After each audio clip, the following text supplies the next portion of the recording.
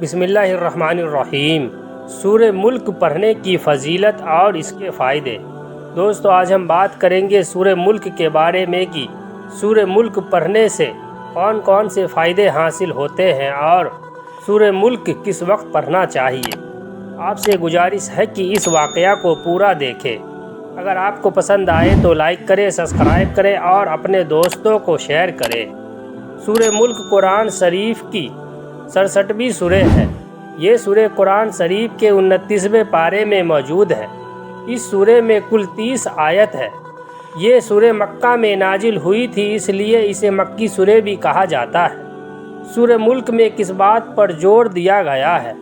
اس سورہ میں اللہ تعالیٰ نے اس بات پر زور دیا ہے کہ کوئی بھی انسان اپنی منمانی نہیں کر سکتا ہے۔ سورہ ملک پڑھنے کے کیا فائدے ہیں؟ قیامت کے دن سورہ ملک پڑھنے سے آپ کے گناہ معاف ہو جاتے ہیں۔ ایک حدیث کے مطابق حضرت محمد صلی اللہ علیہ وسلم نے لوگوں سے ہر رات کو بستر پر جانے سے پہلے سورہ ملک کو پڑھنے کی نصیحت دی تھی۔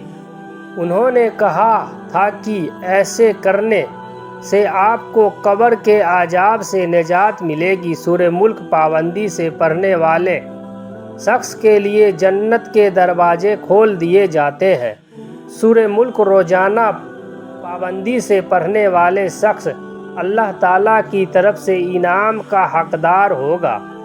سورہ ملک ہمارے ایمان کی حفاظت کرتی ہے اور ہمیں صحیح راستے پر جانے کی نصیحت دیتی ہے۔ جو شخص ہر رات کو سورہ ملک پڑھ کر سوئے، اس کی حفاظت ایک فرشتہ کرے گا۔ وہ رات بھر اسے برے وسوسے سے بچائے گا۔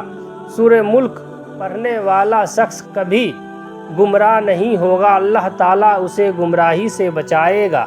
سورہ ملک پڑھنے سے آپ کی دعا جلد قبول ہوتی ہے۔ زندگی میں حوصلہ بڑھانے کے لیے روزانہ سورہ ملک کی تلاوت کیا کریں۔ سورہ ملک کو پڑھنے سے آپ کا دل اور دماغ شانت رہتا ہے، دماغ سے ٹینشن نکل جاتی ہے اور زندگی میں خوشحالی آتی ہے۔ سورہ ملک کو کیسے یاد کیا جائے؟ ویسے تو قرآن کی کوئی بھی آیت یا سورہ کو یاد کرنا مشکل نہیں ہے۔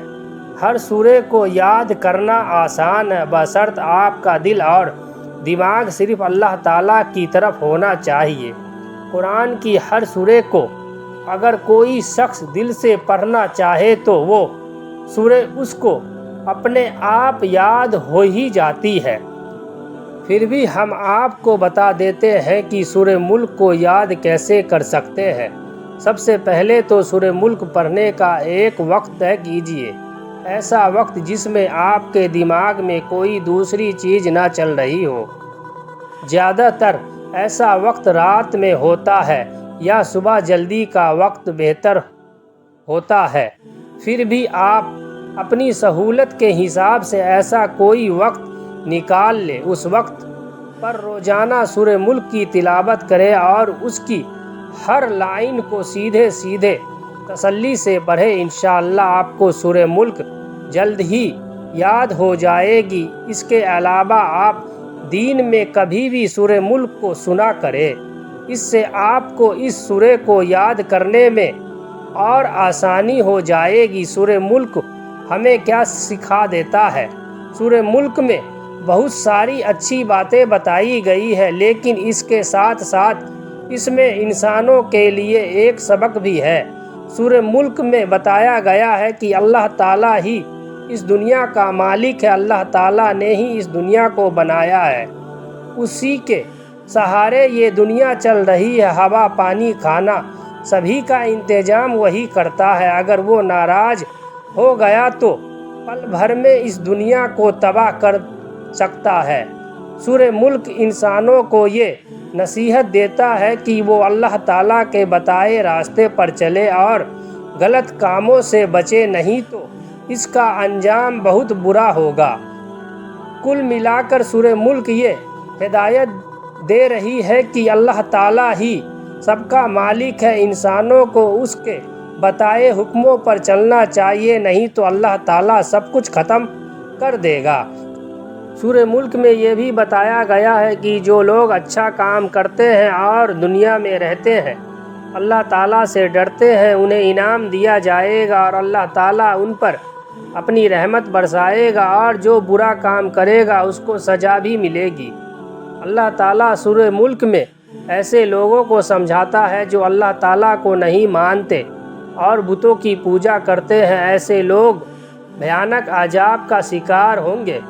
آخر نصیحت، سورہ ملک پڑھ کر ہمیں یہ اندازہ تو لگ ہی جاتا ہے کہ اللہ تعالیٰ ہی سب سے بڑا ہے، انسان اس کے سامنے کیڑے مکوڑے کی طرح ہے۔ اللہ تعالیٰ چٹکی میں اس دنیا کو بنا بھی سکتا ہے اور برباد بھی کر سکتا ہے۔ آج ہم دیکھتے ہیں کہ فلاں جگہ پر بھوکمپ آیا تو ہزاروں لاکھوں لوگ مارے گئے۔ آپ سوچ سکتے ہیں کہ پل بھر میں بڑی بڑی عمارتیں مٹی میں مل جاتی ہیں، لوگ کچھ ہی منٹوں میں دم توڑ دیتے ہیں۔ ایسی مصیبتیں کبھی بھی کہیں بھی آ سکتی ہے، اس لیے ہمیں اپنے گناہوں کی معافی مانگنا چاہیے، صرف اللہ تعالیٰ کے بتائے راستے پر چلنا چاہیے۔ اگر ہم امیر انسانوں کو ہی سب کچھ ماننے لگیں گے تو اللہ تعالیٰ ہم سے ناراض ہو جائے گا اور ہم اس کے عذاب کے شکار کبھی بھی ہو سکتے ہیں۔ اس لیے ہمیں صرف اللہ تعالیٰ کی عبادتوں پر دھیان دینا چاہیے، اپنے گناہوں کی معافی مانگنی چاہیے۔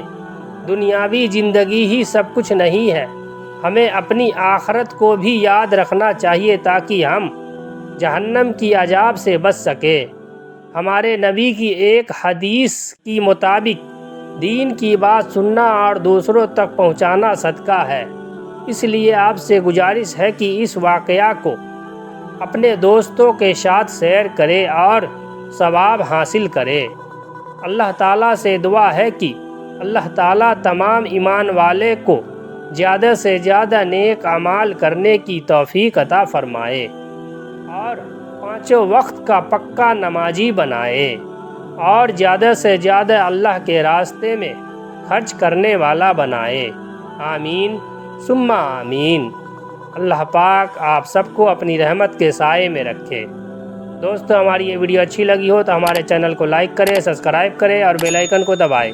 کمنٹ کر کے ضرور بتائیں۔